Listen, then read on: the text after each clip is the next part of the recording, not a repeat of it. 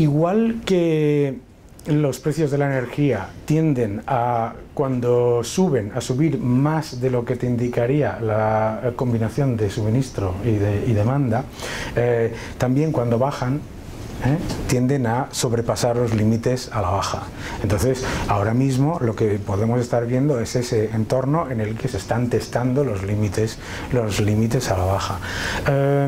Lo que no es realmente importante si el precio va a subir un 10% o un 12% o si va a caer.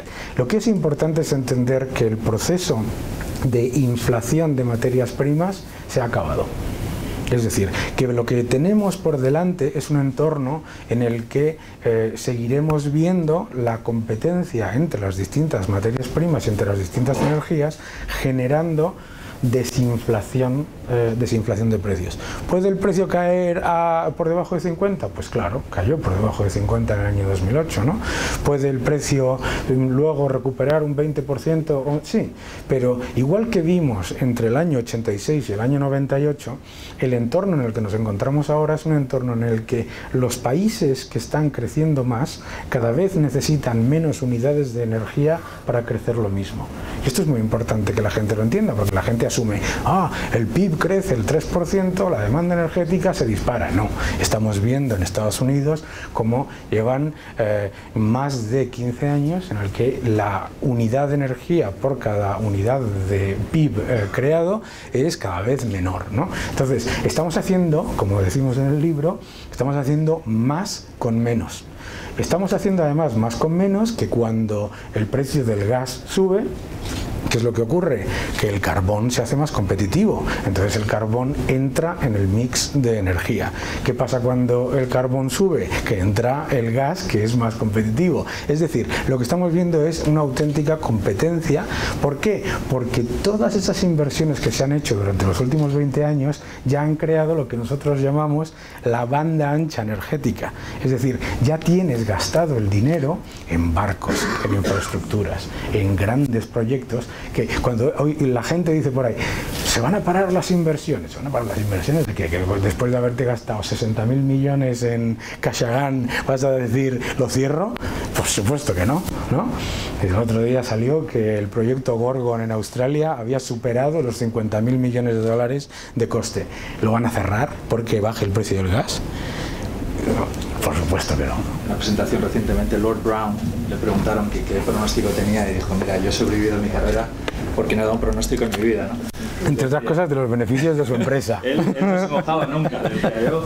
Pero bueno, en cualquier caso, yo creo que lo que es muy interesante, y bueno, el libro lo acabamos de escribir, como se verá, cuando el precio estaba bastante más alto, 110, y como decía antes, la primera fase es una batalla de la oferta.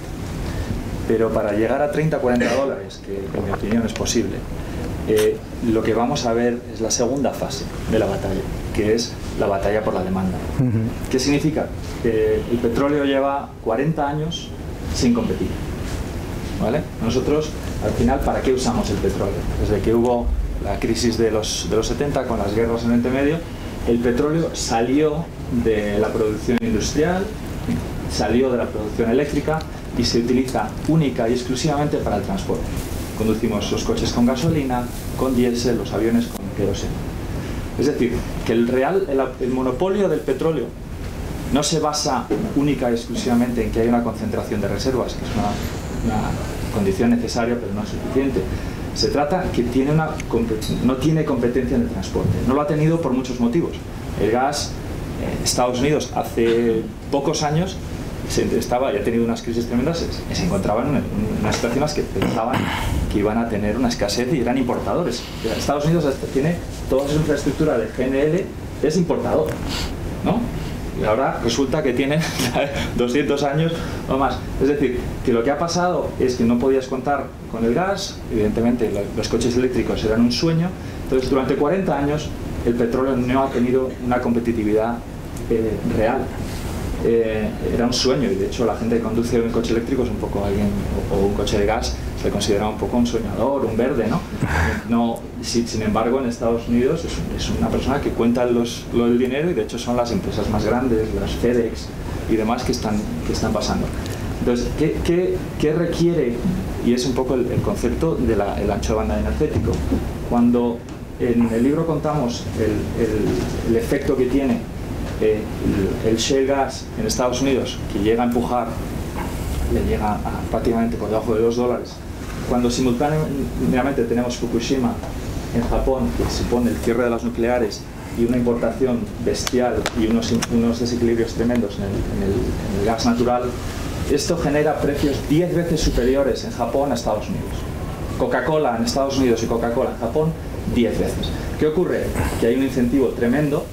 En Australia dice, bueno, si yo puedo vender el gas a $20 en MMBTU, que son 120, 130 dólares por barril equivalente, pues evidentemente vamos a crear la capacidad, y ahí vienen esos 500.000 millones de dólares de inversión en capacidad de producción, que no solamente de producción, son todos los trenes de GNL y demás. Entonces, como dice Daniel, una vez que esto se ha invertido y se ha creado, ocurre lo mismo que pasó en la revolución de Internet.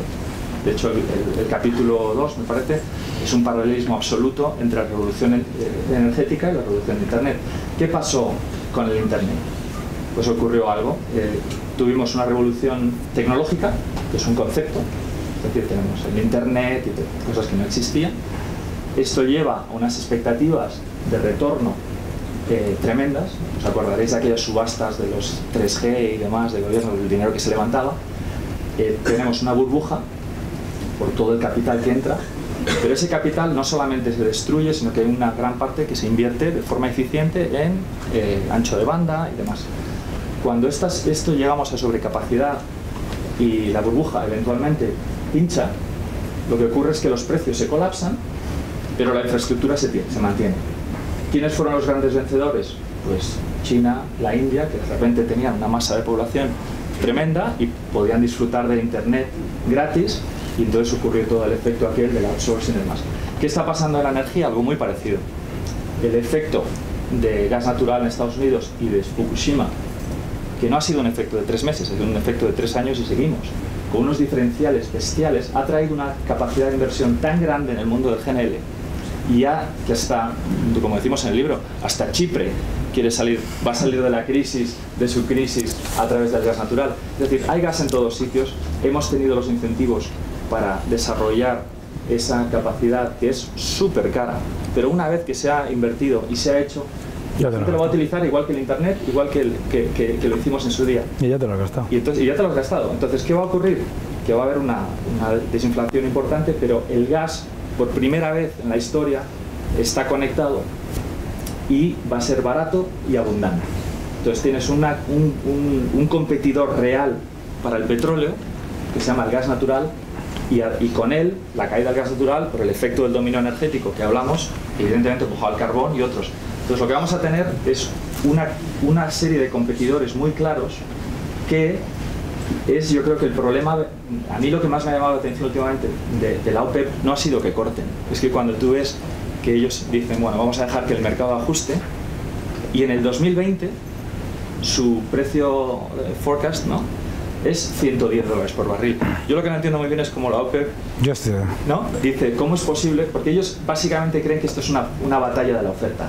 Lo que ellos no entienden todavía, y es el tema que tratamos en el libro muchísimo, es que la siguiente batalla, que es la batalla de la demanda, es probablemente mucho más peligrosa. Y entonces, al final, esto es algo que va a llevar tiempo y demás, pero si me dices, ¿es posible que el petróleo baje a $30? Sí, pero eso va a requerir digamos, no solamente una batalla de la oferta, que tiene sus límites, sino que va a requerir, al final, una batalla por la demanda. Y eso es lo que no entiende nadie. O sea, yo soy ingeniero de petróleo, ingeniero de minas, y he tenido numerosísimos debates con compañeros que siguen pensando, pero ¿cómo va a bajar el petróleo a 30 si el coste marginal de producción? Bueno, pues la historia es que no es solamente una historia de la oferta, es que hay una historia de la demanda. ¿Por qué vas a pagar $50 por barril si puedes pagar 15 o 20 en gas natural? Es una cuestión de, ese gas está disponible y tengo una gasolinera disponible, existe esa cantidad de gas, y en Estados Unidos es una realidad, en otros países del mundo lo va a ser. Y eso es algo que no se está hablando, y que para mí es un desarrollo que va a llevar probablemente 3, 5, 7, 10 años, no lo sé, pero es una cuestión de tiempo. Al final del petróleo, quizás, en ese sentido, esa es la segunda parte de la batalla que tratamos muy en detalle.